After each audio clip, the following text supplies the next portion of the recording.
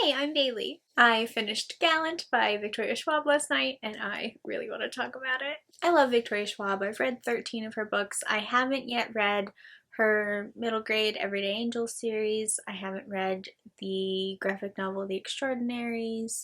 I haven't read The Unbound, and I haven't read Vengeful. So I've got those things to do, but everything else I have read and I have really, really enjoyed or like absolutely loved.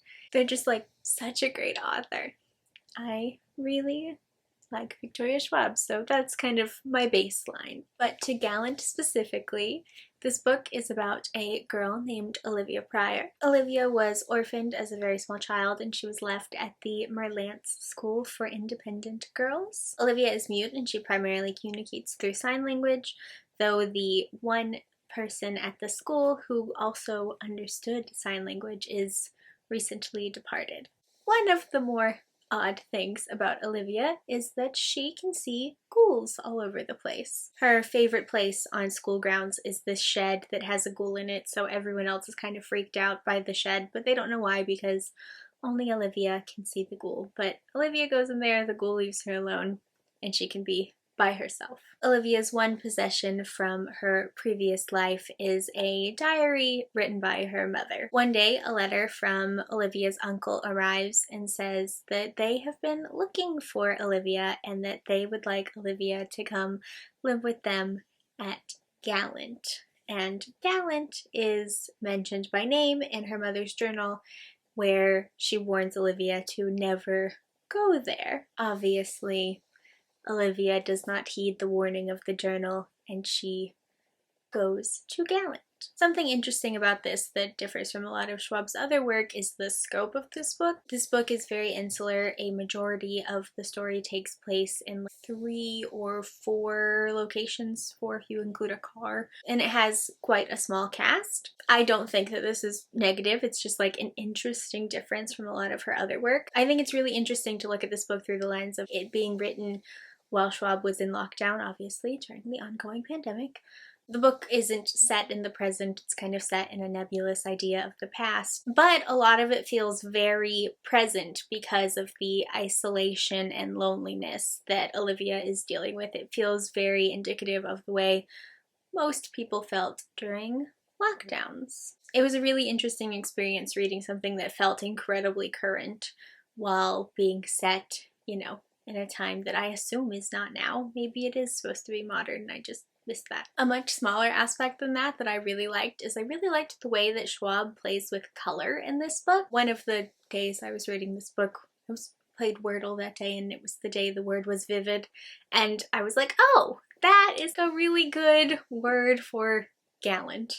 Schwab really plays with color in this book, and she specifically plays with saturation in a way that I thought was really interesting.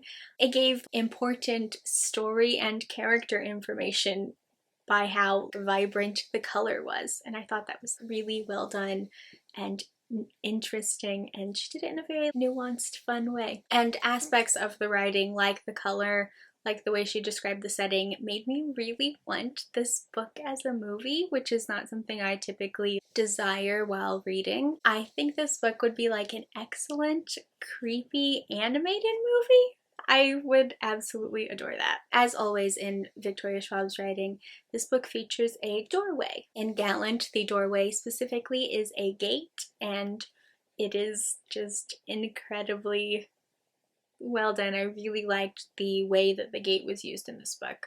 I thought it was very metaphorically resonant, but also like it was just a fun magic system. The gate is kind of the border between the shadow world where all the creepy spooky stuff is going on and our world that we are, you know, trying to keep out of the shadows. The magic and lore of this world are very creepy and fun, and they feel very modern fairy tale. I really enjoyed the way that Schwab gives you the pieces of the world in a very steady, slow manner. It's really great. She's able to just plop the reader into some of the magic with Olivia seeing ghouls, and then along with Olivia we discover a lot of the building blocks of the world while she's at Gallant doing her own reconnaissance. This is a YA fantasy, but a lot of the way this book made me feel reminded me of middle grade books. I do think like the content and the idea explored makes it very clear that this is YA, but the sense of adventure that this book gave me really reminded me of the way I feel when I read middle grade and when I read it as a child. Throughout the book there are illustrations. Here's a second one and a third, and these illustrations are used in a way that I thought was very clever. Each illustration is in the book, I think 3 times, and that repetition I think is handled very well, and I really liked it. At one point in time when we got to the 3rd occurrence of a certain image, I just like started crying. So, you know, it was emotionally resonant for me. And speaking of the emotional resonance of this book scared me more than like any of the horror I have read recently. I legitimately had like heart-pounding anxiety and fear while I was reading one of the earlier chapters, and then again to a slightly lesser extent later in the book. I was so nervous I had trouble falling asleep, though I would not say that the book on the whole is scary. There are just moments that are incredibly well done, scary scenes. So, you know, I cried, I was very afraid, but also this book gave me lots of positive emotions. I really loved this book. I thought it was beautifully written. I don't particularly think that star ratings are a very useful metric, but I did give this book 5 stars. I really loved it. I love the way Schwab writes. I love the kind of story she chooses to tell. I think they're like an incredible author, and I'm so excited to continue reading whatever they put out. This book has a couple of heavier themes, but I think it would probably be appropriate for people, you know, over 12-ish. I'm not entirely sure what exactly is developmentally appropriate for which child. I really loved this book. I think, you know, it's a great YA. I think it's got broad age appeal. I very much enjoyed it, clearly. I'm going to stop talking about how much I like it and end the video. Thank you for watching. If you have also read Gallant, please let me know how you feel about it. I very much want to talk about this book with as many people as I possibly can. That's all. Bye!